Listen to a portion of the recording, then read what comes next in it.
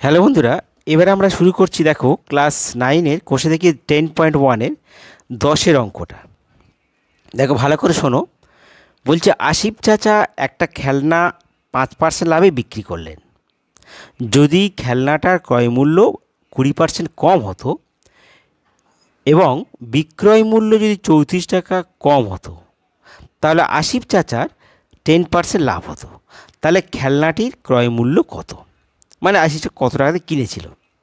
দেখো, আসিফ চাচা যদি খেলনাটা 5% লাভে বিক্রি করে, তখন ধরি কেনার দাম 100 টাকা। তো 100 টাকা ক্রয় মূল্য, বিক্রয় মূল্য কত হয়? 105 টাকা। এখন বিক্রয় মূল্য যদি 20% কম হতো, তার মানে 100 টাকা ক্রয় মূল্য ছিল, তার মানে কত হচ্ছে? সেটা 80 টাকা হবে। 100 থেকে 20 বিয়োগ হচ্ছে 80 টাকা। তাহলে আমরা এখান থেকে বের করব যে 100 টাকা ক্রয় মূল্য হলে পরে সেটা 10% লাভে বিক্রি করছে। তার মানে 100 টাকা ক্রয় মূল্য হয়, বিক্রয় মূল্য কত হচ্ছে? 110 টাকা। একে কত? আর এই 80 টাকা কেনা দাম মানে কম হলে কত বিক্রয় মূল্য হতো? তখন যে বিক্রয় মূল্য বেরোবে আর আগের বিক্রয় মূল্য যে 105 টাকা, এই দুটোর মধ্যে তফাৎ হলো কম, নিশ্চয়ই 34 টাকা। তাহলে তত টাকা কম হবে যখন ক্রয় মূল্য 100 টাকা হবে। একে কত? আর এই 34 টাকা কম হলে তখন ক্রয় মূল্য কত হবে? আমরা এইভাবে করব, পাটিগণিত নিয়মে। এক্সেলে করা যায়, ঠিক আছে? পাটিগণিত নিয়মে করলে তোমাদের সোজা হবে। দেখো, তাহলে আমরা প্রথমে কি লিখব? যে প্রথমে লিখব আমরা খেলনাটি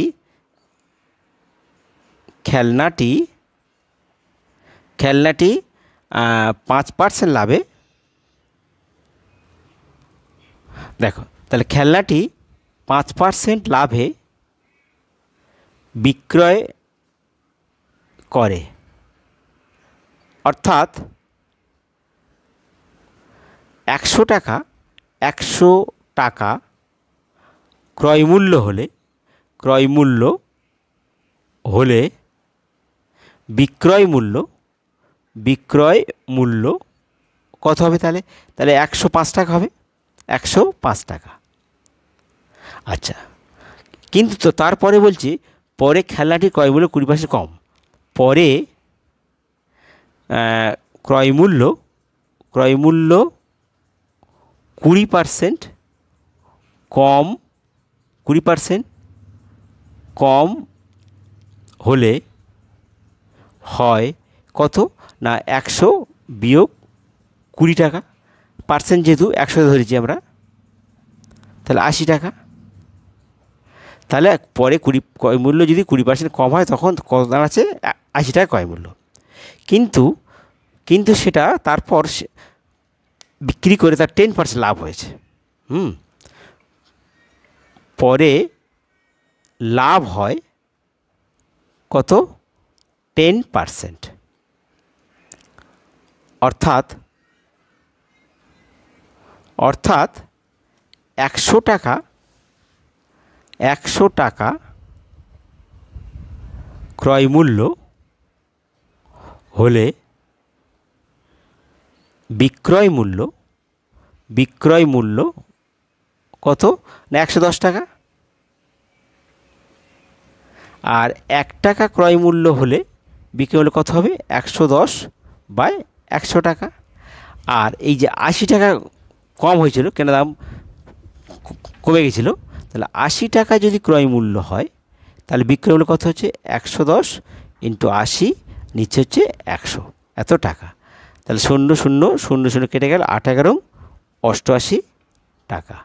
তাহলে বিক্রয় মূল্য কত দাঁড়ালো? 88 টাকা। ঠিক আছে? এখন বিক্রয় মূল্য 88 টাকা আছে, তাহলে কিন্তু আমাদের আগে বিক্রয় মূল্য কত ছিল? আগে বিক্রয় মূল্য আমাদের হয়েছে না 105 টাকা। তাহলে 105 টাকা আগে বিক্রয় মূল্য, এখন 88 টাকা। তাই বিক্রয় মূল্য কম কত হয় দেখি? অর্থাৎ বিক্রয় মূল্য কম হয় কত টাকা? না 105 থেকে 88 বিয়োগ করো, কত হবে? 105 বিয়োগের কত আসবে? 17 টাকা। তাহলে আমরা লিখব কি? অতএব বিক্রয় মূল্য মূল্য 17 টাকা কম হয় যখন ক্রয় মূল্য 100 টাকা। তার বিক্রয় মূল্য 1 টাকা কম হয় যখন ক্রয় মূল্য 100/17 টাকা। কিন্তু অঙ্কে বলছে কত, বিক্রয় মূল্য কত টাকা কম হয়েছে বলেছে না 17 টাকা কম হয়েছে, এই 34 টাকা। তাহলে 34 টাকা যখন কম হবে তখন ক্রয় মূল্য কত হবে? তাহলে 100 গুণিতক 34 নিচে 17, 17 দুগুণে 34 সমান 200 টাকা। তাহলে অতএব আমরা বলবো খেলনাটির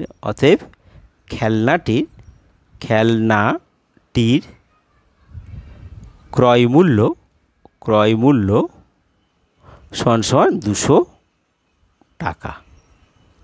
এটা আমাদের উত্তর। ঠিক আছে, এবার দেখো আমরা 11 অঙ্কটা করছি। দেখো, টাকায় 12টি জিনিস বিক্রি করে 4% ক্ষতি হয়, টাকায় কটা জিনিস বিক্রি করলে 40% লাভ হবে?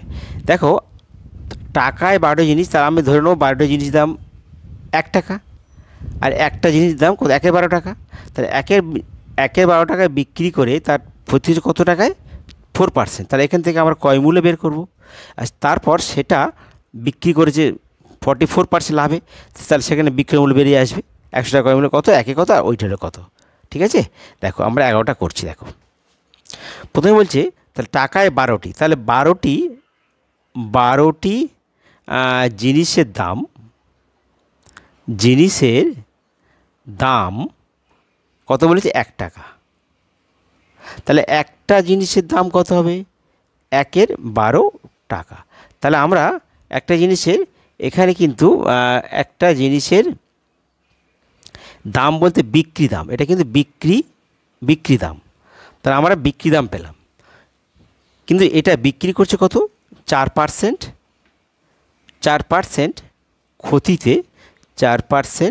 ক্ষতিতে বিক্রয় করে। অর্থাৎ এটা আমরা একেবারে লিখছি। দেখো, 4% ক্ষতি বিক্রয় মানে 100 টাকা ক্রয় মূল্য, বিক্রয় মূল্য কত হবে? 100 বিয়োগ 4 হবে 96 টাকা। তাহলে আমরা ঘুরে লিখব 96 টাকা, যেহেতু এটা বিক্রয় মূল্য, 96 টাকা বিক্রয় মূল্য হলে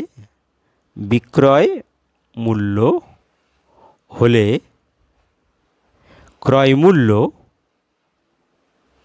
কত হবে? 100 টাকা।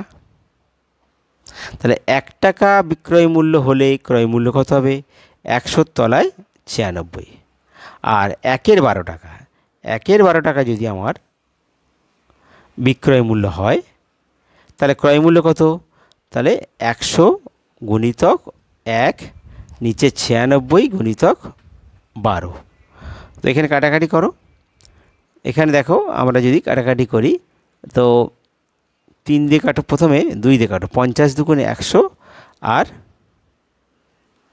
6 দুগুণে 12, ও ফের কাটো, 3 দুগুণে 6 আর 25 দুগুণে 50, আর কাটবে না। ওপরে 25 আর নিচে 96, আর 3 গুণ করো, 3 × 6 = 18, আর 3 × 27, 7 × 1 = 28, হাতে 2, তাহলে 25-এ 288 টাকা।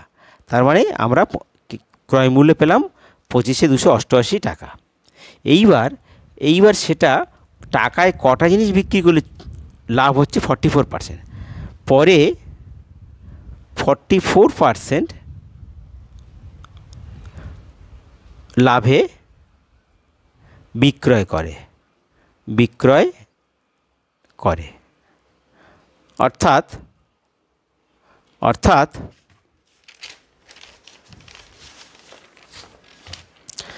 দেখো, তাহলে আমরা এটা কি পেলাম? ক্রয় মূল্য।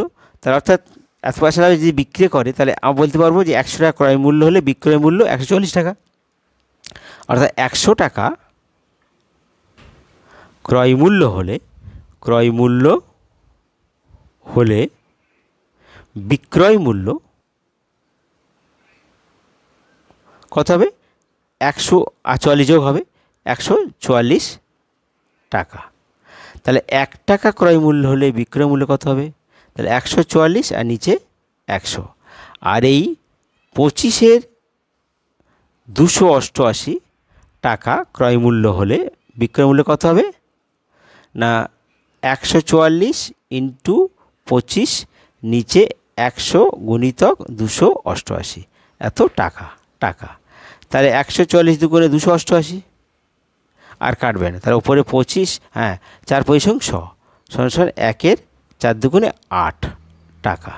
তাহলে এই যে 1-এর 8 টাকাটা আমরা পেয়েছি, এই 1-এর 8 টাকাটা কিন্তু একটার দাম। আমার অঙ্কে বলছে যে টাকায় কটা জিনিস বিক্রি করলে, তাহলে আমরা কিন্তু এটা একটা নিয়ে করেছি। তাহলে লিখব কি? অতএব যে টাকায় 1-এর 8 টাকায় বিক্রি করে কটা? একটি। তাহলে 1 টাকায় কটা বিক্রি করবে? তাহলে 1-এর তলায় 1-এর 8 এতটি, উল্টে গেলে 1 গুণিতক 8-এর 1 সমান 8টি। তাহলে আমাদের উত্তরটা হবে টাকায় 8টি করে বিক্রি করে। ঠিক আছে? হ্যালো বন্ধুরা, এবার দেখো আমরা 12টা করছি। দেখো, রমা পিসি দুটো শাড়ি তৈরি করে একটি 15%, অপরটি 20% লাভে বিক্রি করলেন। তার মোট লাভ হলো 262.50 টাকা। তা শাড়ি দুটির উৎপাদন ব্যয় 1:3 হলে শাড়ি দুটির প্রত্যেকটি উৎপাদন ব্যয় কত? এখন এই অঙ্কটাকে দেখো, উৎপাদন ব্যয়টা ঠিক ক্রয় মূল্য বা ধরবো। তাহলে আমরা এক কাজ করি, ধরে নেব যে প্রথম শাড়ির উৎপাদন ব্যয় x টাকা, এর 3x টাকা। তাহলে এই 3x টাকায় এত % লাভ হলে কত লাভ হলো এক্সে, আর 3x-এ যদি 20% লাভ হয় তাহলে মোট কত লাভ হলো? তাহলে সেই দুটো লাভ ইকুয়াল টু এই লাভ, মোট লাভ। তাহলে এখান থেকে আমরা এক্সের মানটা বেরিয়ে আসবে, আর তারপর শাড়ি দুটির উৎপাদন বাই 1 আর x আর 3x-এর মানটা বেরিয়ে চলে আসবে। দেখো, প্রথমে আমরা কি লিখব? তাহলে ধরি, যেহেতু উৎপাদন ব্যয় বলে দিচ্ছে 1:3, তাহলে ধরি প্রথম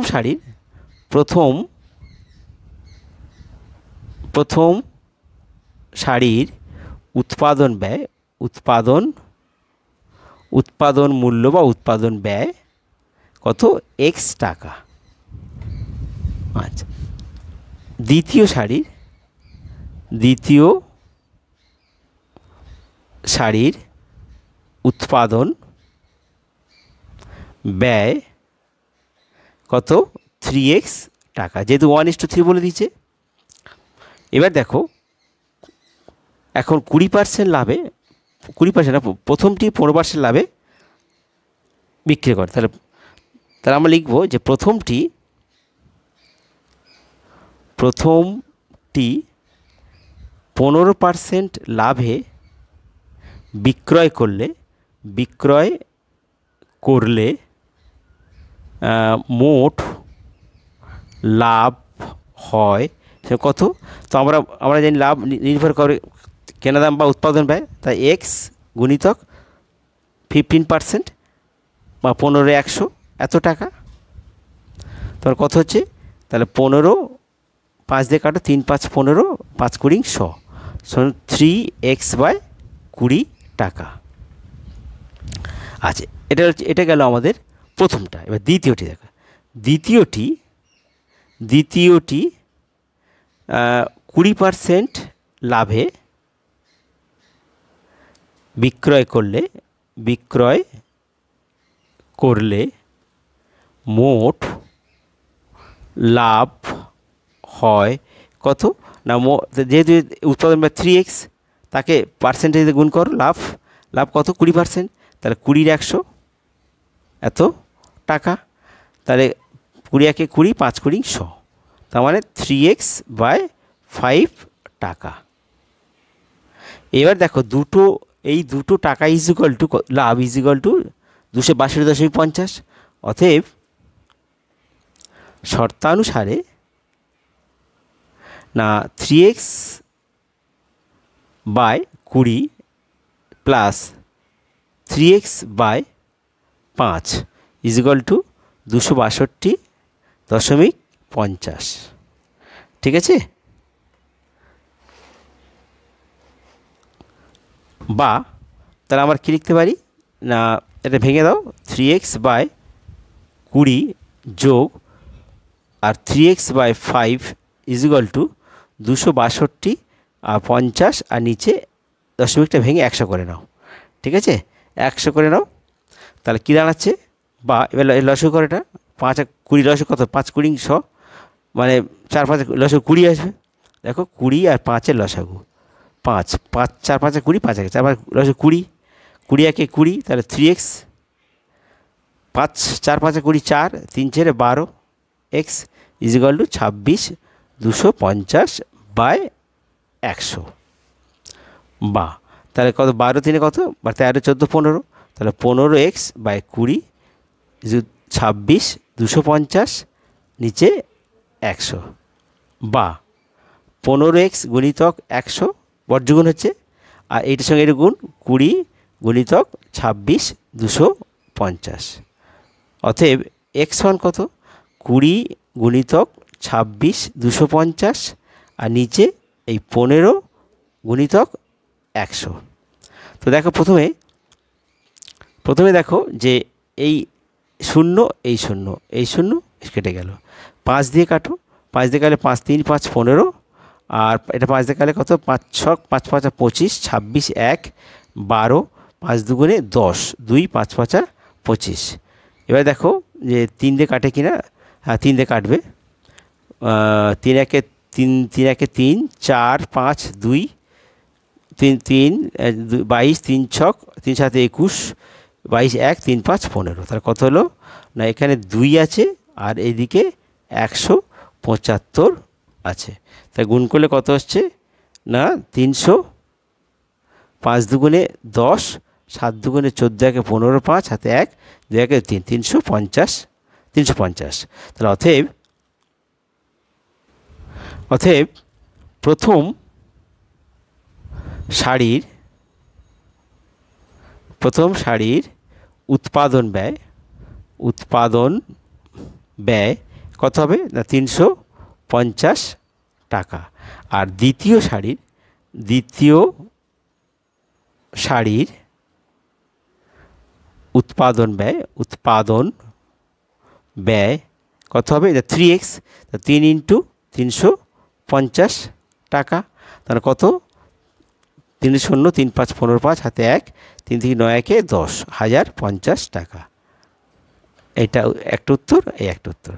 বন্ধুরা, তোমাদের যদি ভিডিও ভালো লাগে তোমরা সাবস্ক্রাইব করতে ভুলো না, আর সে সঙ্গে তোমার লাইক ও শেয়ার করো, আর তোমাদের সমস্যাগুলো তোমরা কমেন্ট বক্সে লিখে জানিয়ে দিও। ঠিক আছে।